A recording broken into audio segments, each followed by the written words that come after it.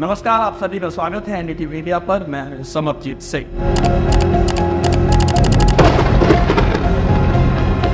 कोलकाता के जिस आरजीकर अस्पताल में ट्रेनी महिला डॉक्टर के साथ पहले रेप और बाद में उसकी हत्या हुई, उसे लेकर हर दिन चौंकाने वाले खुलासे हो रहे हैं।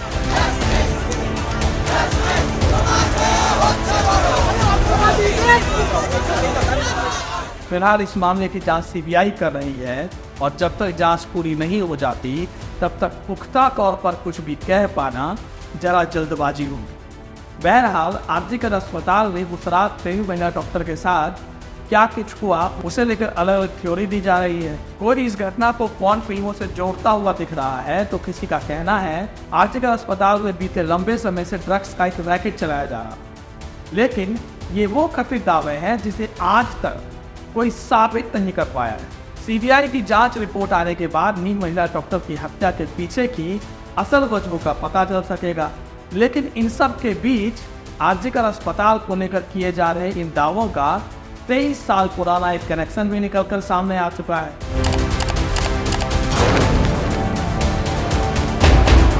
तेईस साल पहले यानी 2001 में भी ऐसे ही कई कथित दावे किए गए थे। कहा जा रहा था कि इस अस्पताल से पॉर्न वीडियो यानी अश्लील वीडियो बनाने का एक रैकेट चलता है। इतना ही नहीं, कहा तो यहाँ तक भी जा रहा था कि जब एक ट्रेनी डॉक्टर ने इस रैकेट का विरोध किया तो उसकी कथित तौर पर हत्या कर दी गई। ये वही कहानी है जिसका जिक्र अब 23 साल बाद एक बार फिर से शुरू हो गया है। वो तारीख थी 25 अगस्त 2001 की, जब इसी आरजीकर अस्पताल के एक हॉस्टल में सौमित्र विश्वास नाम के एक ट्रेनी डॉक्टर का पंखे से लटकता हुआ शव मिला। शुरू में कहा गया कि सौमित्र विश्वास ने आत्महत्या की, लेकिन जिन परिस्थितियों में सौमित्र का शव मिला था वो बेहद चौंकाने वाले थे। दरअसल उस रात हुआ कुछ यूं था कि जब सौमित्र का शव मिला तो ये देखा गया कि जिस पंखे से सौमित्र का शव लटका हुआ है उस पर जो रस्सी बनी है वो इतनी छोटी है कि कोई आत्महत्या करने वाला शख्स उतनी छोटी रस्सी से अपने गर्दन पर गांठ लगाने के बाद सीलिंग पर गांठ लगा पाए, ये संभव नहीं। लिहाजा कोलकाता पुलिस ने इस मामले की जांच शुरू की, लेकिन जांच के कुछ ही दिन बाद पुलिस ने इस मामले को लेकर अपनी क्रूजर रिपोर्ट भी फाइल कर दी और कहा कि इस मामले में कोई फाउल प्ले हुआ ही नहीं। सौमित्र विश्वास ने खुदकुशी ही की। कोलकाता पुलिस की इस जांच रिपोर्ट को सौमित्र के माता पिता मानने को तैयार नहीं थे। उनका कहना था कि उनके बेटे ने आत्महत्या नहीं की बल्कि उसका मर्डर हुआ है।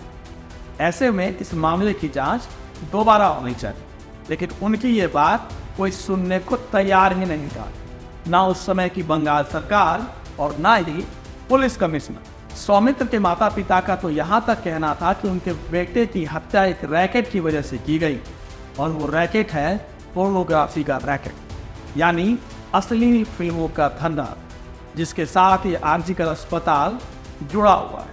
लेकिन उनकी ये बात आखिर सुने को आखिरकार थक हार कर सौमित्र के माता पिता कलकत्ता हाईकोर्ट पहुंचे और उन्होंने कोर्ट से कहा कि कोलकाता पुलिस ने इस मामले की जांच सही से नहीं की।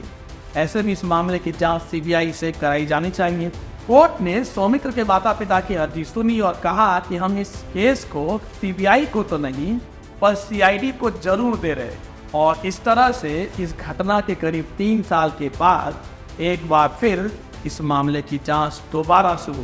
सीआईडी ने जांच के दौरान सौमित्र विश्वास के माता पिता से पूछताछ की और इस पूछताछ के दौरान सौमित्र के माता पिता ने सीआईडी को बताया कि उनके बेटे ने कुछ दिन पहले ही उन्हें बताया था कि इस कॉलेज में पोर्नोग्राफी का एक रैकेट चलता है और इस रैकेट में इस कॉलेज के भी कई बड़े डॉक्टर भी शामिल।